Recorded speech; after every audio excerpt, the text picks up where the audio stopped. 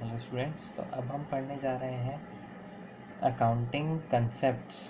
ठीक है, ये वो कंसेप्ट है जिनके बेसिस पे हमारी अकाउंटिंग होती है, जिनके बेसिस पे पूरा अकाउंटिंग सिस्टम बना हुआ है। तो इसे ध्यान से समझिएगा। पहला है बिजनेस एंटिटी कंसेप्ट।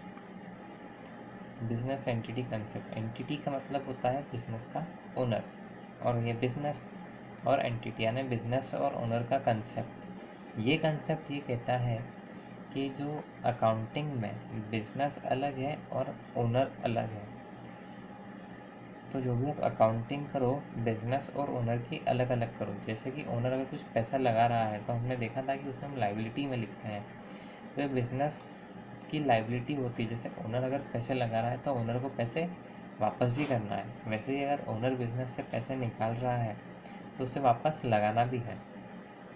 हम पढ़ लेते हैं accounting. Accounts can be kept only for entities which are different from the person who are associate with this entities. अब अलग अलग ऑर्गेनाइजेशन रहते हैं, type of organisation, sole proprietor, partnership, firm, company. ठीक है, सब में ही ऐसा होता है, ओनर अलग और बिजनेस अलग। Account need to be maintained separate from the owner and provider of capital.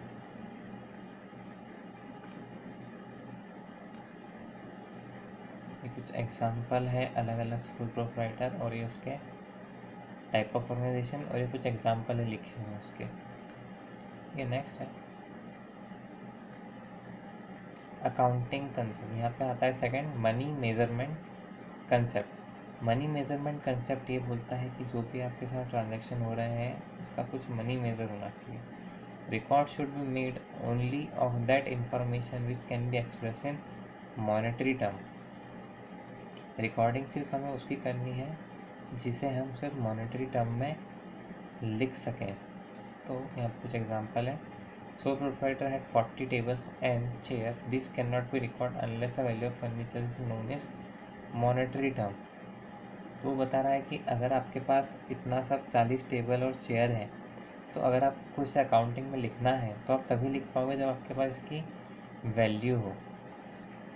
Very famous Indian example Rama killed Ravan, can this be accounted.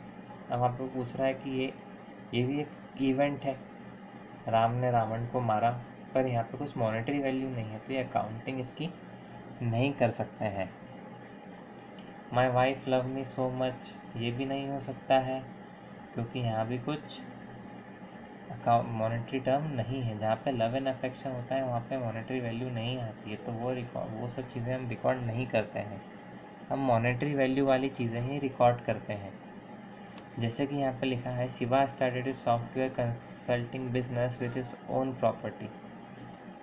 1 cost कितनी है? $1 मिलियन, मार्केट वैल्यू 1.5 मिलियन। तो शिवा ने बिजनेस स्टार्ट करा है कितने डॉलर से? 1.5 million dollar से। तो हम उसे रिकॉर्ड कर सकते हैं।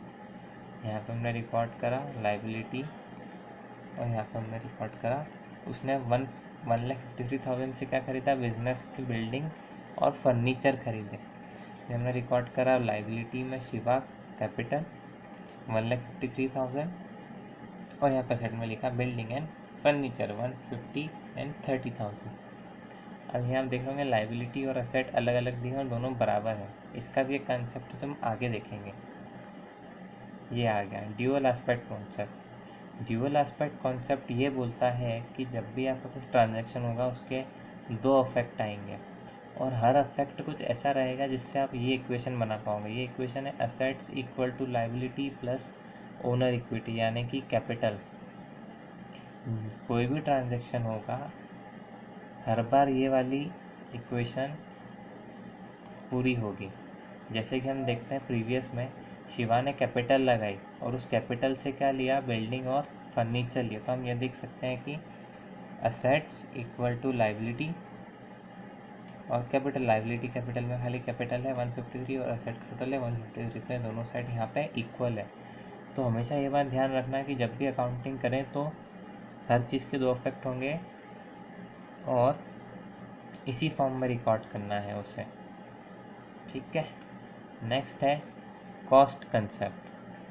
अब कॉस्ट कंसेप्ट ये बोलता है कि जो भी चीज़ें खरीद रहे हो, आपने जितने में ख़रीदा है उतने में ही लिखना है, उसकी मार्केट वैल्यू नहीं देखना है।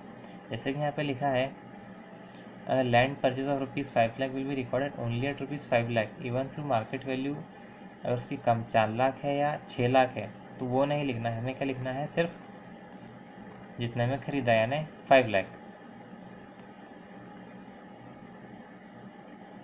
नेक्स्ट है accounting period. Accounting major activity for accounting measures activity for a specific interval of time usually year. अब जैसे कि हम देखते हैं अकाउंटिंग पीरियड जो रहता है सिर्फ 1 साल का रहता है ज़्यादातर, है ना। हमें जो भी पीरियड बनाना है 1 साल का, तो जनवरी से दिसंबर या तो अप्रैल से मार्च। बेसिकली क्या होता है, ये फिस्कल ईयर जो लिखा है यही हम फॉलो करते हैं, अप्रैल से मार्च वाला। जनवरी से दिसंबर अब बंद हो चुका है। अब कुछ लोग ऐसे भी होते हैं जो दिवाली से दिवाली मेंटेन करते हैं, पर मेनली आजकल यही चल रहा है। कब से कब तक, अप्रैल से मार्च तक।